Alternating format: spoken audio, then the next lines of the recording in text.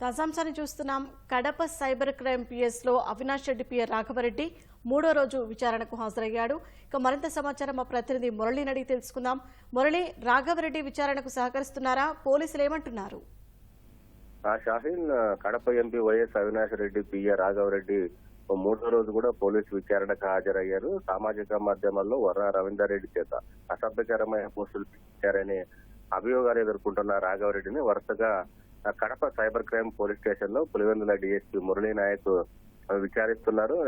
నిన్న 10 గంటల పాటు, మొన్న 11 గంటల పాటు వరుసగా రాఘవరెడ్డి విచారించినప్పటికీ సరైన సమాధానం చెప్పడం లేదని కూడా పోలీసులు భావిస్తున్నారు. ఆయన వర్రా రవీందర్ రెడ్డి పెట్టినటువంటి పోస్టులకు రాఘవరెడ్డి కంటెంట్ ఇచ్చారనేది కూడా వర్రా రవీందర్ రెడ్డి వాంగ్మూలంలో పేర్కొన్నారు. అయితే ఆ వాంగ్మూలం ప్రకారము ఫేస్బుక్ లో ఉన్నటువంటి పేజీలన్నింటినీ కూడా తీసుకొని సాంకేతిక పరమైనటువంటి అంశాలతో కూడినటువంటి ఆ ప్రశ్నలను రాఘవరెడ్డి ముందుంచినప్పటికీ కూడా రాఘవరెడ్డి దాటవేత ధోరణితో సమాధానాలు చెప్పినట్లు కూడా పోలీసులు భావిస్తున్నారు. ఎన్నిసార్లు అడిగినా ఎందుకు జగన్మోహన్ రెడ్డికి సంబంధించిన మహిళలపైనే, 3 మహిళలపైనే అసభ్యకరమైన పోస్టులు పెట్టించాల్సిన అవసరం ఏమొచ్చింది?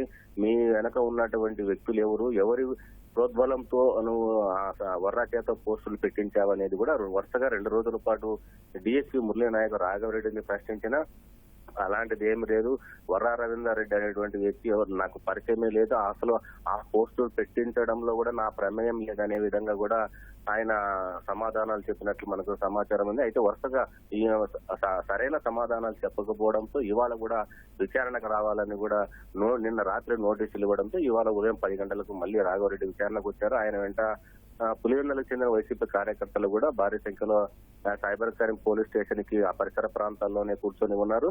అయితే ఈ రోజు సాయంత్రం వరకు కూడా మరోసారి రాఘవరెడ్డిని విచారించేటువంటి అవకాశం ఉంది. అయితే రేపటి వరకు కూడా రాఘవరెడ్డిని ఈ కేసులో అరెస్టు చేయకూడదని హైకోర్టు స్పష్టమైన ఆదేశాలు ఇచ్చిన నేపథ్యంలో రేపటి వరకు కూడా విచారణ కొనసాగించి రేపు హైకోర్టులో విచారణ జరిగిన తర్వాత పోలీసులు కీలక నిర్ణయం తీసుకునేటువంటి అవకాశం ఉంది. అయితే రేపటి వరకు కూడా రాఘవరెడ్డిని మరోసారి విచారణకు పిలిచేటువంటి అవకాశం అయితే ఈ రోజు సాయంత్రం లోపల ఆయన ఇచ్చినటువంటి స్టేట్మెంట్లు అన్ని వరుసగా 2 రోజుల పాటు ఏ స్టేట్మెంట్లు ఇచ్చారో అవన్నీ కూడా నమోదు చేసుకుంటున్నారు. ఇవాళ కూడా ఆ స్టేట్మెంట్లు అన్ని కూడా నమోదు చేసుకున్నారు. అతను దగ్గర ఉన్నటువంటి మొబైల్ ఫోన్ లో ఉన్నటువంటి డేటాను కూడా పరిశీలిస్తున్నారు.